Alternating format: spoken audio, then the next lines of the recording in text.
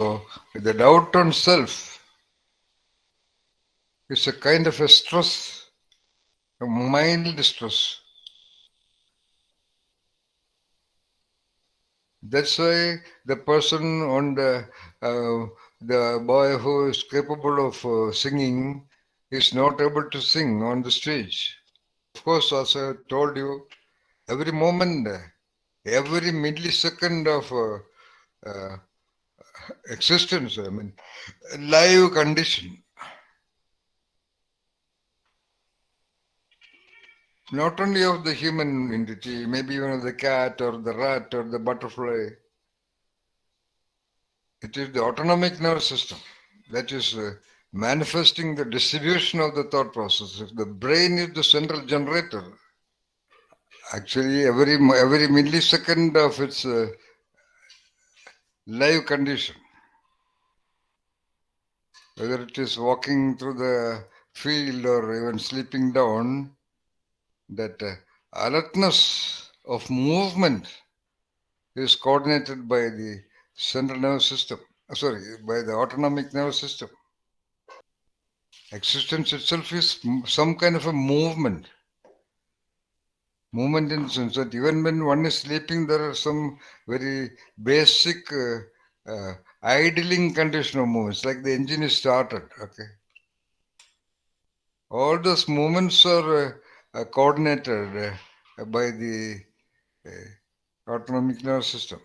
So, somewhat like God is inducing fear and doubt on one side. See, whether I am blessed, I will come to that. Whether I am a blessed person, whether I am blessed, whether the God is against me. For most people, I don't know. I don't understand all these things. I hear that people are afraid of God, or people are worried whether they have the blessings from God,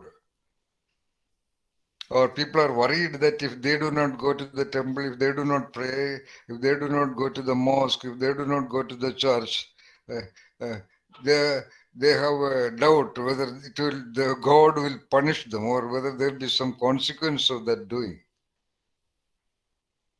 There's a doubt. Similarly, there's a doubt in connection with death also, especially now. Of course, by the time there is old age, definitely all the time there will be a doubt. So there is a general notion that by 65, 70, 75, 80, people will die. I also may die today or tomorrow or day after tomorrow, that kind of a doubt.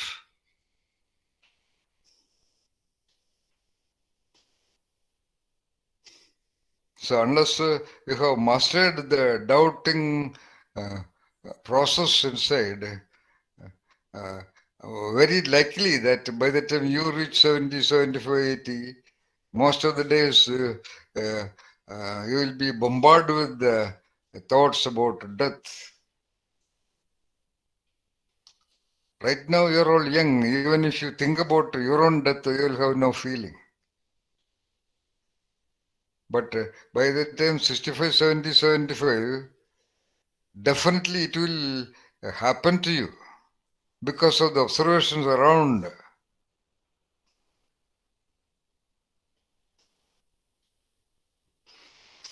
Because I know that. That thought will automatically come because of the body responses, body processes.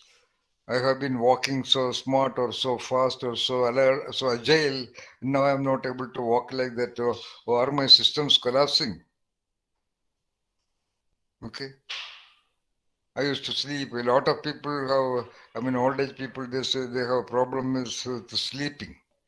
Oh, am I going away? I am going away. Am I going towards my death? Doubt. And that makes a lot of modern elderly people very dull and wearied and neurotic and all those things. They are not able to talk about it publicly. They don't accept that. But on the other hand, what you call psychological defense mechanism called displacement. Displacement. Their fear of death or their doubt about death, that anytime it may happen, that will be displaced into their relationship with their wives or their children or with strangers or on one side, or they would reduce their relationship, or they become increasingly incapable of relating with people the way they have been doing it just 1 month back. So all such annihilating thoughts, negative thoughts, injuring thoughts, intimidating thoughts, disturbing thoughts about self, they're all part of, uh, they're all driven by whatever that we can call doubt. Oh, by the way, all the words are used to get into the referendum of the universe. Okay? In the reality of the reference of the universe, there are no names for anything. So we name a mango tree, a jackfruit tree, this tree, that tree, etc. But the trees do not know their names. Very Yeah. similarly, the body parts or the body process states, they don't have any names. But we use Mm. perhaps a name uh, to differentiate the referent of that. Yes. So now the referent of doubt is little strong, little tricky. That a very competent guy who used to balance a bicycle or balance this thing, whatever, no, or when everybody in the world, every person, most people in the world are aware of the declaration in the various scriptures that every human being is, by the Bible, every human being is made in the form of the God. They are all reading it. Perhaps once in a while, I don't know whether the priests talk about that, I don't know. Even if the priest may say, okay, they're all made by God in the form of the God.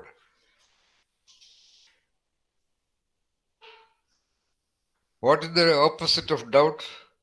Trust is just the opposite of doubt. Can you say why I talked about trust now? Till now, the word, critical word was doubt. Now I turned to trust. Why? This is a different question. It's not about doubt.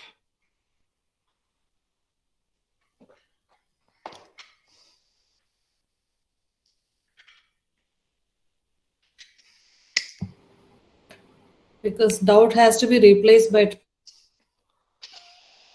Okay, point number one, very more, that doubting state of the body has to be replaced by the trusting state. Okay, self-trust. All right. Okay, one, two. Okay, yeah. To generate In awareness about what is yes. missing in doubt that trust has. now, what was my question? Why are you talking about trust now instead of doubt? No, no, no. You missed a critical word in that question. Well, let us say Why you. did you start Uh, talking about trust? no, no, no. Yeah, of course, there was one more word.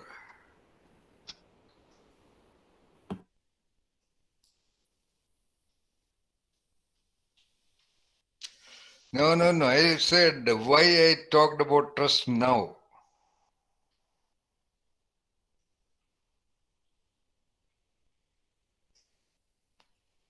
Now also was a critical word.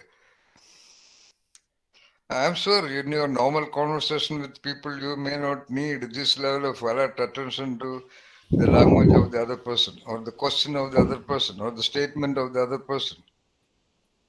But in this sessions, we don't have much time, but as much as possible, I have done this before also. So now, because this is in context to that uh, incident that you just narrated, where the child is trusting her mother more than herself. Yeah, that is exactly, Parvati. That's at that moment really I talked about trust. If Nitya said, of course, a wonderful thing, in which case I could have possibly mentioned the aspect of trust in the very beginning itself.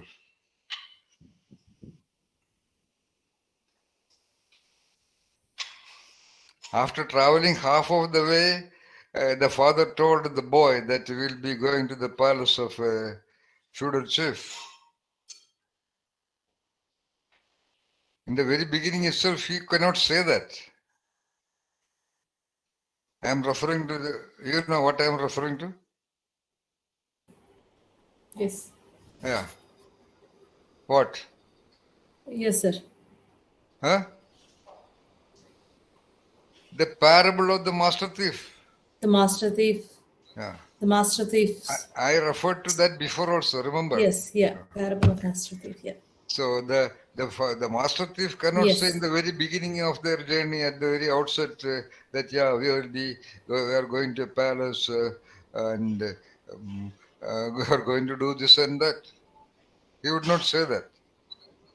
Hmm. But half of the journey it is Correct. very like because already it is reaching night. The journey started early morning. Okay, because of his what you call uh, spontaneous reverence to the father, the child may not doubt, but he is already a 15-year-old boy. So he has that unasked question: Where are we going? So at that point of time, the master says, master would have definitely told him, we are going to actually a huge building. He has to say some location, something. We don't know whether he talked the reality. Similarly, now is the time when I have to talk about trust. This is an important principle of my communication, or what I call the unique training communication, or the sequencing. Like when I look at training, it is like creating a masterpiece film, or a masterpiece story, or a masterpiece theater piece. It is not directly talking the story. Almost every story, either of a drama or a what you call fiction or a film, most of the time it is inspired by real incidents. Sometimes full incidents, but if that incident is simply shown like that, it will have no story in that. It will not have any suspense in that. It will not have any of the elements which you enjoy as an audience. How a story is reset, restructured, reconceptualized. There lies the competency of the story writer or the script writer or the screenplay writer. And finally, even after all these things, that is where the genius of the editor works.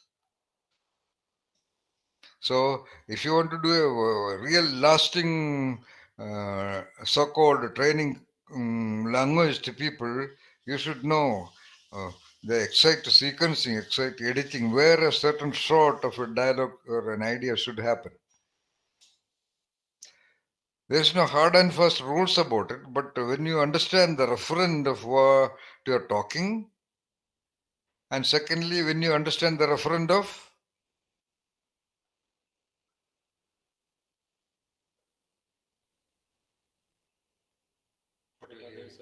huh? Huh? What?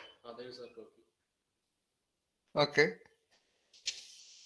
Much more critically, in this context of training, you should understand, of course, you should have to definitely, as a creativity trainer, you should be absolutely clear about the referent of the idea or ideas you're going to deliver.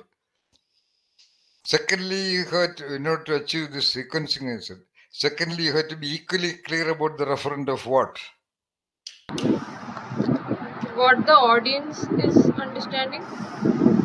That I cannot really know.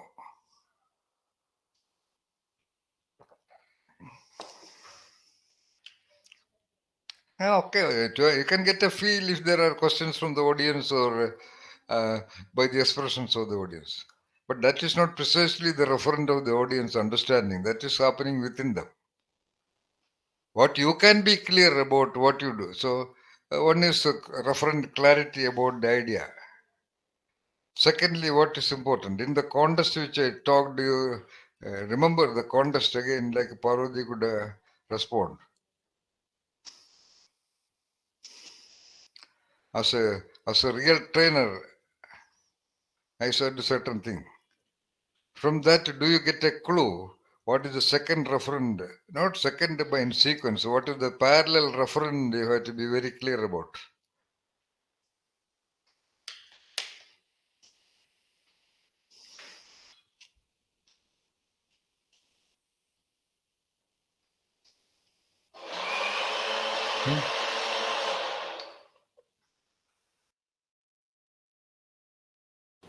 The language?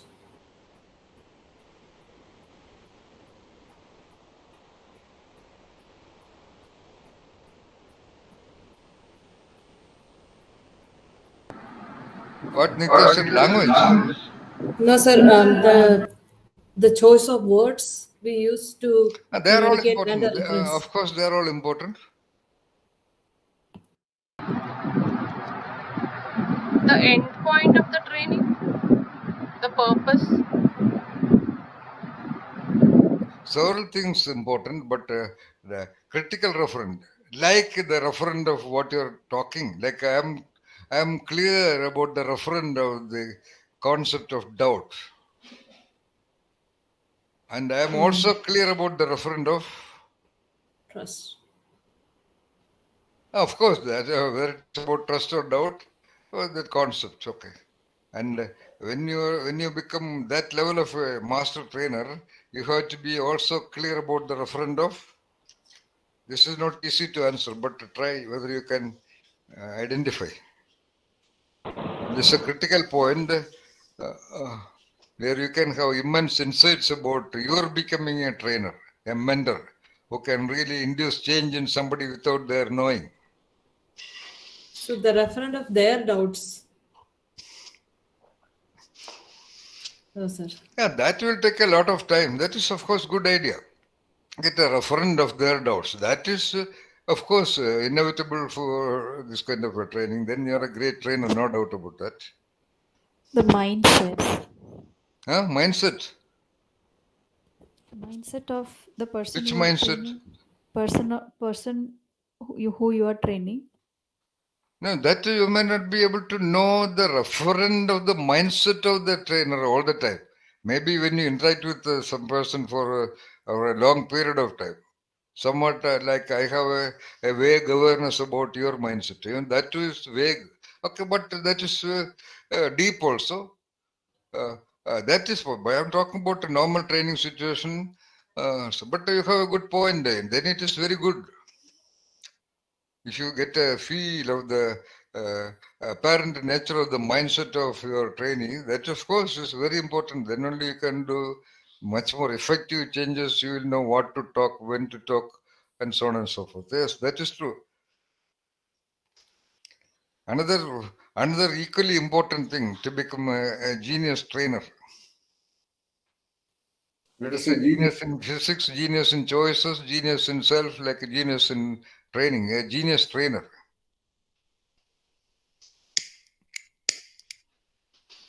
When I repeat, of course, you must be, of course, absolutely clear about the referent about which you are talking, which many people in the world are just not capable. They are all capable. They all know a great lot about many things. They can talk about it for hours together. They are knowing, but I'm talking about clarity about the referent. For example, Satyamev Jayade, about truth. About truth, people can talk maybe, someone can talk maybe for hours together. But the referent of truth, which we have to discuss, but then we have to discuss about a great lot of things. Similarly, as I told you, right now I am very clear about the referent of doubt and of course the referent of trust also. That is one requirement for. Secondly, what I should be equally aware of, equally clear about the referent of. How it is linkaged to how it is linkaged to the mindset. Yeah, that's definitely good. Ashwati, right? Oh, Veena. Oh, of course, Veena. I mean, there are so many important other things, no doubt. Very good. Definitely. Yeah. And the you the referent you understood by your own understanding, your own reflections, and how you put it across to the other, how you put it across in which order and how. Yeah, actually, you are talking. Veena said what I wanted to know, or what I wanted to hear from you. But Veena has, so I doubt, for example, I mean, academic doubt. That is not the other doubt. Whether Veena herself identified uh, which one of her statement is the response to my question.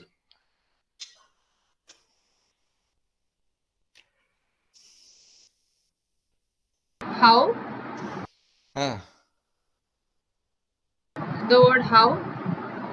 No, no, no, no. No, Veena said something which is quite close to the orbit of uh, the answer to the question, what other referent you must be very clear about, which you can be clear about. I Our own suppose. mind, Huh? the trainer's mind.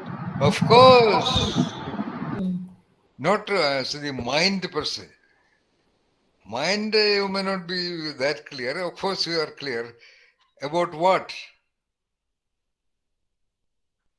Veena said that. The mindset. About the referent of what you are doing right now. I mean, when you are talking, right, like I know what I am doing.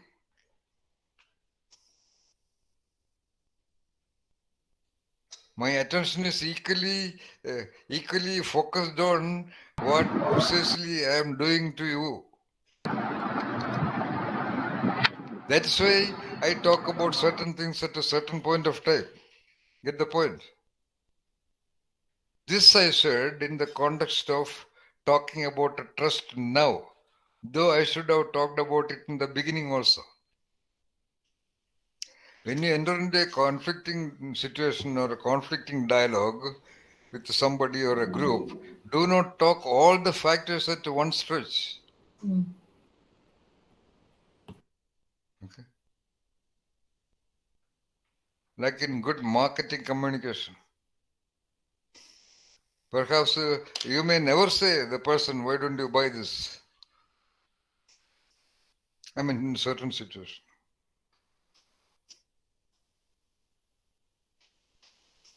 So, Veena said this. Remember, Veena said, what you're talking, Veena said you should be aware of what you're talking to other person. Right, Veena? Yeah, and Yeah. how you Of course, you said what you're talking, how you're talking. Of course, that's what the answer is. In other words, it implies that you are aware of what you are talking also. You are very clear about the referent of doubt, and you should be also be aware about the flow. I mean, about the referent of what you are doing right now. It is about clarifying the concept of doubt to an audience like you.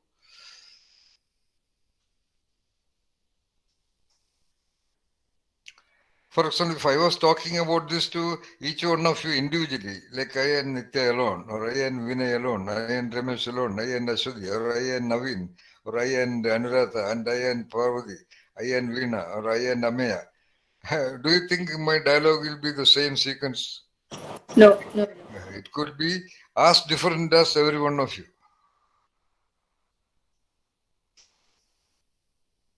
And that's what training is. Whereas normal teaching is the same lecture to everyone.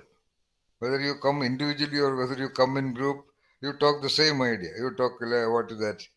What are the common topics?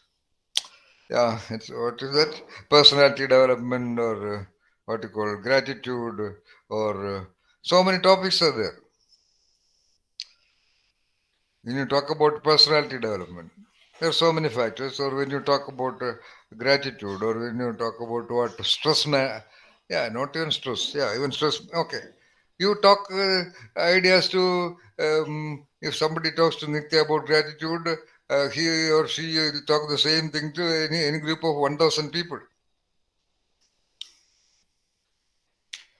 because it's a generic term. Or that's what everybody may be doing. But that's not what I do. But right now I have to be a little bit statistical because there are 5, 6, 7, 8 people. That's why I talk different ideas to clarify the same thing, so that one of the ideas will click in one of you. All right. So all this I talked in the context of talking about trust now, though it is an integral part. I suppose if you read the book along with self-doubt, you will. It is also mentioned, complete self-trust. In other words, if the score on self-doubt is very low, that implies you have self-trust. But now another question. Can you say why doubt and trust cannot be talked at the same time?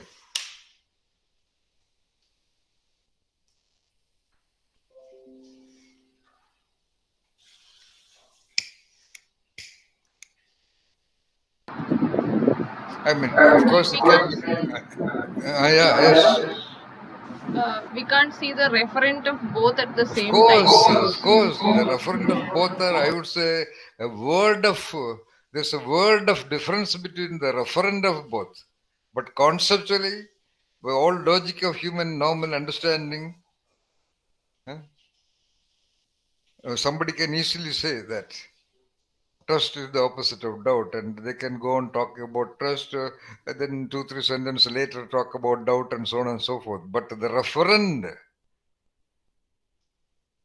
of trust is entirely different. I mean, rather the body process. We are talking about the anatomy of fear today. Rather the anatomy, I mean, a general word I use the body process or even the body setting. I told you the other day that a harmonious body is very essential. To master the mind. Because mind is nothing but the body only. Rather, the mind is the sound of the body. Like an efficient workshop technician will detect the defect of a vehicle by listening to the sound.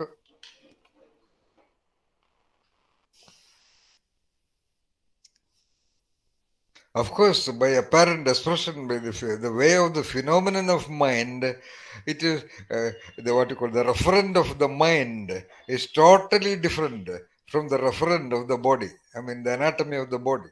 Because anatomy of the body is physical, whatever flesh material. But the referent of the mind is not at all like that. Therefore, people are not able to trust that their body is actually the mind.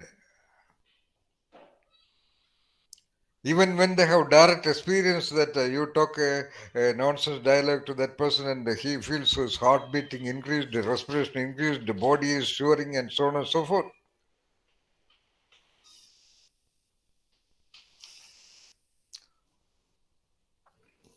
So the anatomy of trust is entirely opposite. I mean, let us say so.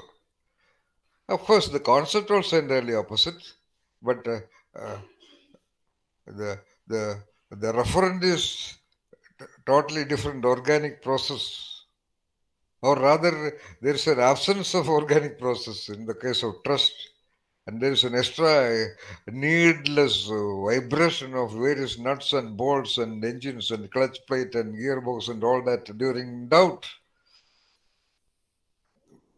We don't have to talk much about trust.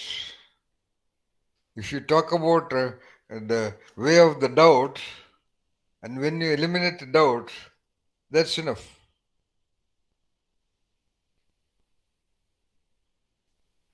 Again, listen very carefully. In case of doubt, you need to eliminate whatever linkages by which doubt is maintained. In the same way, you don't have to talk about trust. The same way, you don't have to describe the referent of trust to somebody in order to develop trust. Why?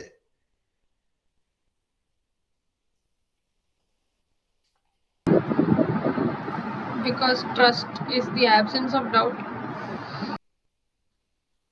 Trust is the natural feeling.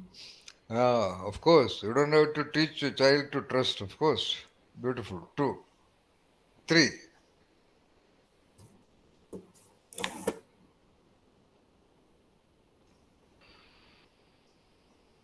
Three is very critical. There may be some other threes, I don't know, but the three which I have in mind is very tricky.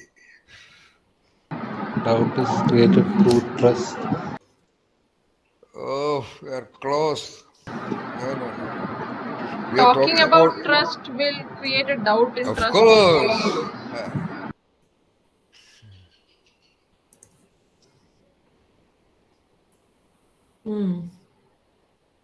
Uh, when the wife is asking the husband the third month, do you really love me? Then the husband is doubting, really love her. So she should not ask that question. I'm telling Ashwati, please trust me. We don't know. She's already trusting me. Then if I ask her, "Oh, please trust me," then she's, huh? So how to trust? What to trust? Like Nitya said, it's a spontaneous, natural response of the original organism. So you cannot interfere in that. Like Sankara calls, come on, come to me right away, straight away. So he's just walking.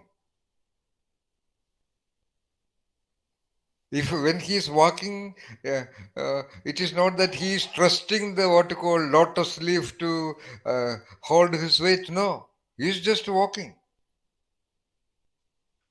The mother or the father is taking the bike, and the 2-year-old child is there, or the 3-year-old child is there, and the wife is there. So wife may be carrying a doubt whether this guy will be driving safe. But the child is quite cool.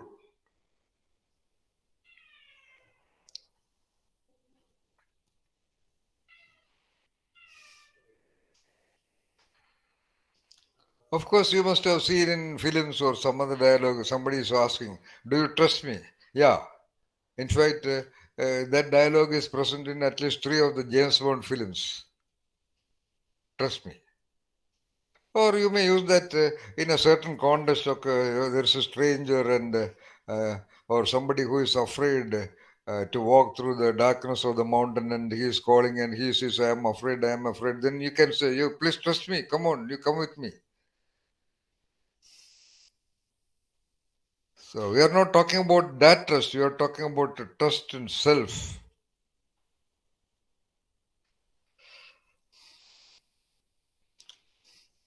All right. Okay. So what is that? What do you think that anatomy of doubt? Okay, you cannot think about that. So see that Sandra, that what you call autonomic nervous system. All right. Always you must make a thorough study, a project. You have to go to the website or some solid books on medical books. There's a mm, uh, in my experience, the finest book on human physiology, I don't remember the name, more or less same name, physiology, anatomy, etc. But it is written by an author called House, Houssocy, something like that. Okay. But it must be a very costly book because it's about close to 1,000 pages. But you can go to some public library and because you need to know only about the brain and the anatomy. System. Other things also definitely better to know that. Because his book, to my knowledge, is the most friendly, most clear. What you call? Yeah, like the book by Tolman. Sorry, Coleman is the most beautifully written book on abnormal psychology. This is a very beautifully designed, beautiful book on, I don't remember, anatomy or physiology or something like that. But the author's name is this. I don't know exactly the spelling. I don't remember it. Something like this. All right. So, Sir, ah, is it Bernardo Jose? maybe. What is the, I don't remember the first name. Spelling of Housey, H-O? Housssay. Yeah, yes, exactly, Yeah, yes. and I think he has won the Nobel Prize in Physiology or Medicine in Oh, 1947. wonderful, wonderful. Yeah, great. I don't know. I did not know all these things. Yeah. Yeah, it was just from. Okay. Uh, Yeah. yeah. So, uh, uh, better study that, or studying that, or knowing the clear anatomy and physiology of autonomic nervous system may not have any direct linkage with your talking with your um, any of the training and all that, but it will give you a firm confidence in the referent of the concept of most of the human situations, because a human being is primarily, let us say so, a human being can be defined as nothing but autonomic nervous system. That is why.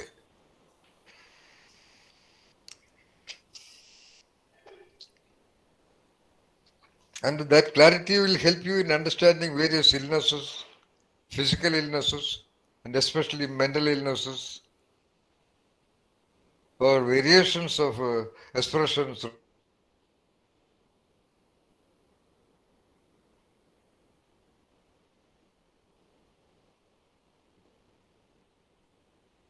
the mind. If it is the sound of the body, as I said, when the engine starts, there is the sound. Similarly, when the person is sleeping, the mind is also sort of at idling condition, though it would be operating in the form of dreams and things like that. Similarly, uh, what? What is similarly? The Huh? autonomous nervous system also sleeping. Nerve system also? Sleeping or Yeah, autonomic nervous system is sort of at what you call idling condition. It is not sleeping, idling condition. Because in sleep, most of the time people are making so many movements, so many responses. They're also controlled by autonomic nervous system only. When an object comes to the eyes, the eye reflex of closing down, it is controlled by autonomic nervous system. The autonomic nervous system controls from the reflex level. That means reflex, that organic reflex level, to the most advanced state of so-called enlightenment.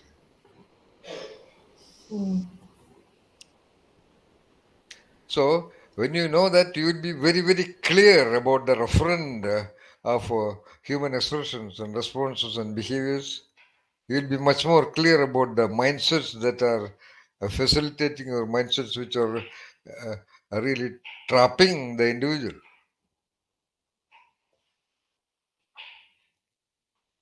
Okay. If it is so, if there is an anatomical element involved in every moment of human expression or any expression of any animal, huh, what is the possible? What do you think is the doubt about the genius in self or geniusness of the human being? As I said before, every religion, Christianity, talk about man is made in the form of God. Okay, I don't know what Islam says. Anyway, by the Hindu tradition, you are the very Brahman, Aham Brahmasmi.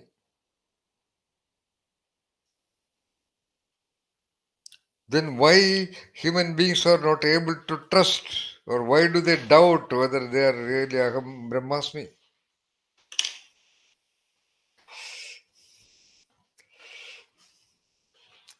It is only the doubt that is preventing them.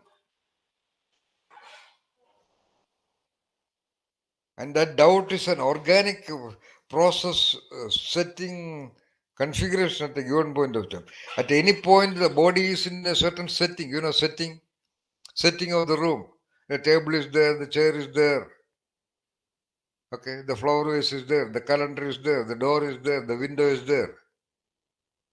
Or the setting of the computer, or the setting of the part of an engine. That setting is the engine. All the inventions were primarily about discovering or identifying the setting only. Or as we can define, a film is nothing but setting. So body is always in a changing setting. That's why in order to so-called do meditation, you have to sit in a constant, what you call rock, like movementless sitting. Because so that this setting is controlled, setting is clear. There are no movements, autonomic nerve system process or the energy field does not have to spend its attention to constantly recalibrate the body movements. So setting is made clear by sitting in a certain posture. Now it is about controlling the process.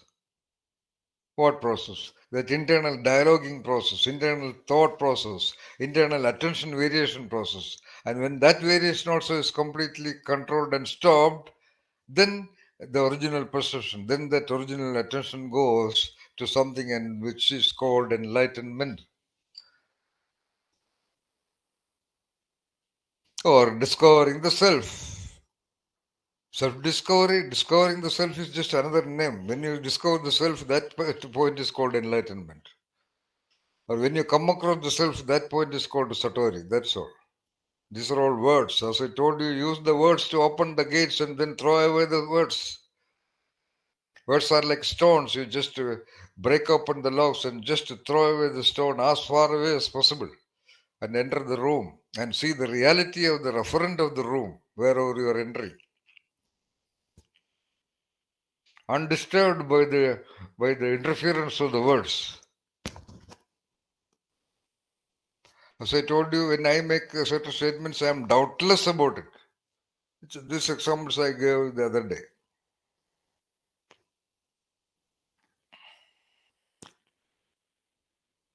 So, I suppose I have already told you about phenomenon, phenomena, because there are collective of things named. Another phenomenon of the doubtless condition of the human self. What is that? Do you remember? Anybody can connect? Which I have mentioned, maybe discussed Death. before. Huh?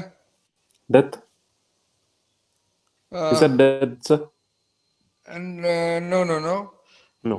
The question is in connection with the doubtless condition, okay,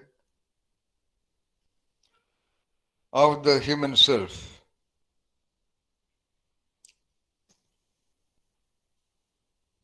Right now I said it requires that anatomical stability, anatomical silence, let us say so, an anatomical silence to reach enlightenment or to locate that self in you. Huh? When the similar anatomical silence, an absolute lack of doubt operates in another phenomenon of a human being can be capable of. What is that likely to be? If you remember any of the relevant concepts in your memory, anybody?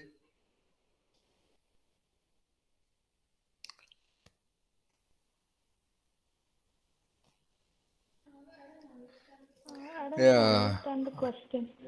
question. Yeah, okay. The state of flow. Yeah, maybe. Huh? Flow. Yeah, you're right. That is a beautiful example. When you are absolutely away from doubt, you are in the flow. I mean, the Taoic flow. I mean, what Mihaly Csikszentmihalyi has said, the flow. Okay, good. Yes. Tuning with Yeah, the very nature. beautiful. Very beautiful. When you have no doubt, you are likely to be in the flow of existence. Yeah, good point. But okay, not that. I mean, no, it is not what I wanted to say.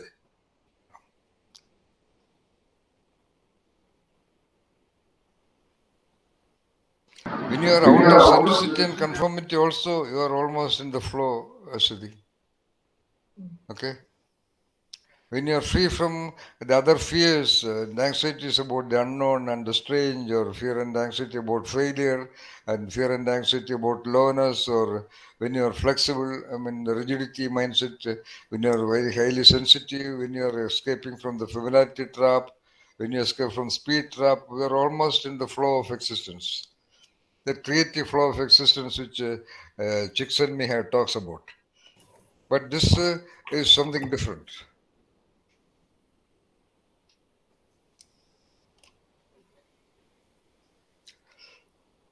I don't know. Of course, that was mentioned. I don't know. I don't remember. Anyway, but I have used that word. I remember.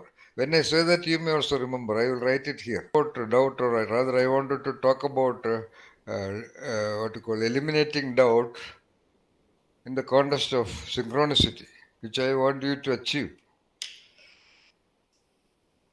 Because that's all little magics you can enjoy in your life. You know what is synchronicity?